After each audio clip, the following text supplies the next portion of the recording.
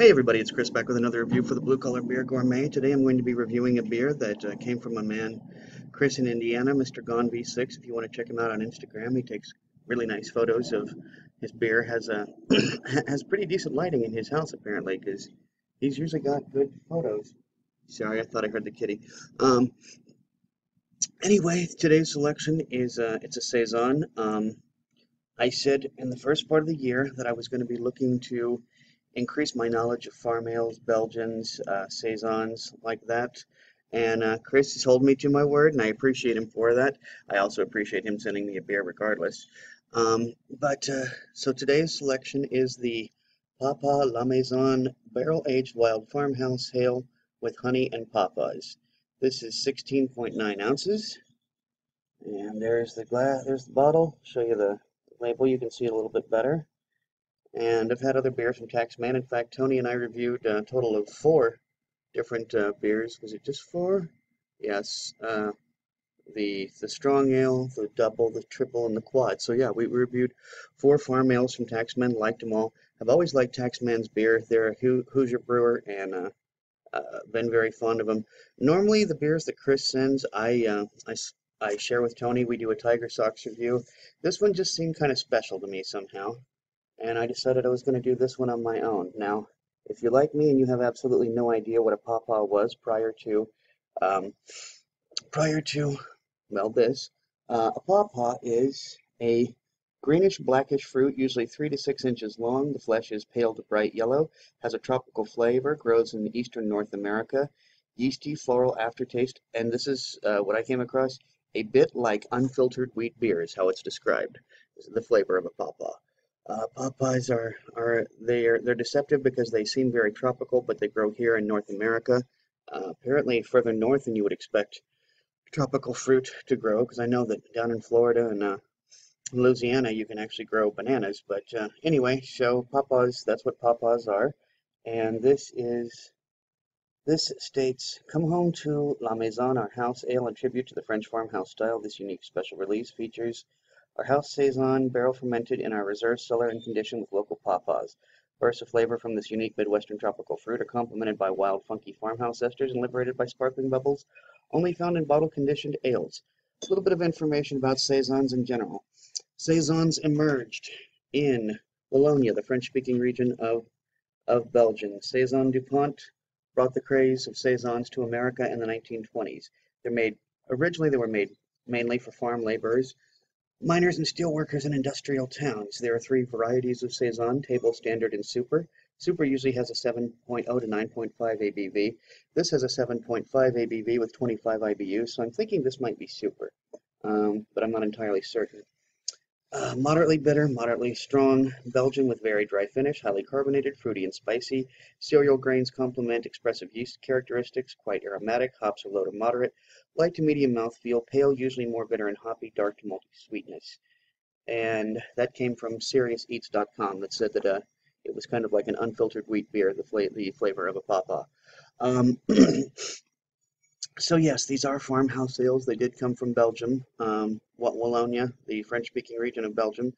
And I gotta admit, I haven't been crazy about those wild brats, those wild yeasts. Well, just in general, I haven't really been crazy about saisons. But and just to give you an insight, this has no ratings on Beer Advocate, none whatsoever. The only friend of mine who's rated this so far is my man Chris, who's the one who sent it to me. He gave it a 4.5.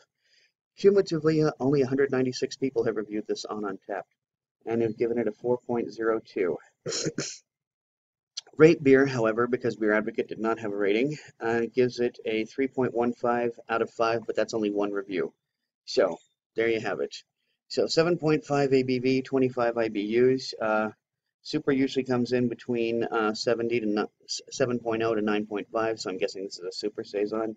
And IBUs for saison usually come in between 20 to 35. This has 25, so it's at the lower end of IBUs. Okay, enough blah, blah, blah. Let's get to drinking. And there we go. Slightest bit of smoke off of there, not a whole lot. Using my Belgian glass. Let's see how this pours. This is pouring very light. That's the other thing too, is there's two main varieties of Saisons, dark and light. This is leaning more towards the Belgian golden style. Okay, lots of carbonation as to be expected. That's what they said. I'm looking at this head. It is foamy, but it's quickly dissipating.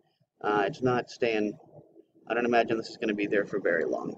What you are seeing on camera is slightly darker than the beer than what the color of the beer itself, but only slightly. You're seeing pretty close to. Imagine maybe one, possibly two shades lighter. Lots of fruit, lots of spice. It's like I smell fermented apples. I smell. That's what I smell more than anything. It smells very cidery, very cidery. A little bit of pepper on the back end. Not really getting any of the bready or even yeasty elements, just getting super sour. Oh, and just to show you, I forgot to mention this too, on the bottle, the Reserve Series limited release. If you see there, once it finally comes into view, notice that there are three adjectives you could pick.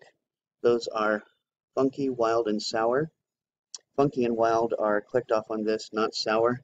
However, like I said, boy do I smell fermented apples. I smell a super sour cider. But anyway, so I've got it poured. It's looking good. I think it's time to drink. Cheers.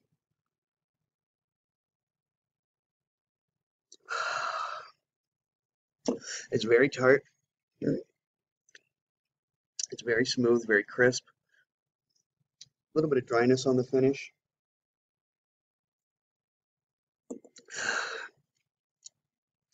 It is tart. It is very tart. This is a sour saison. It really is. I don't know what Pawpaws taste like, but if it's coming, if I don't taste the description that I read. Tropical flavor. I'm not tasting a tropical flavor, and I'm not tasting the honey that this was brewed with either.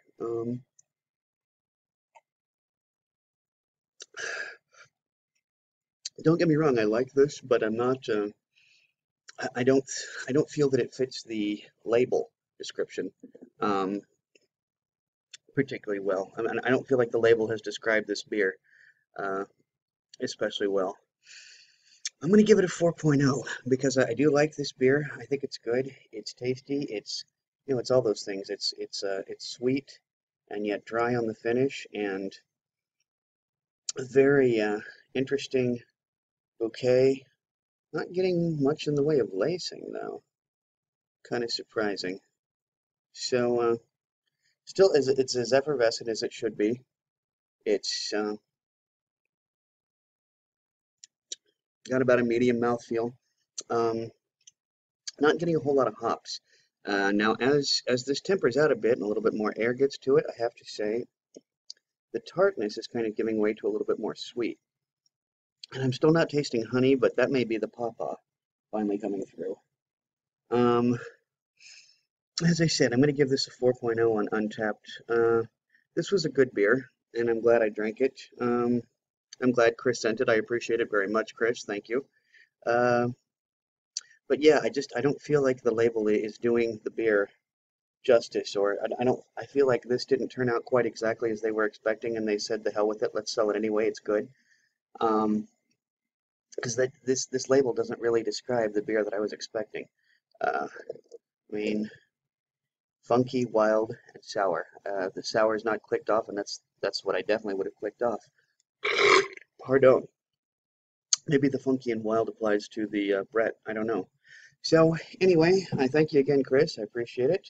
And until next time, drink good beer. Don't break the bank doing it. And cheers.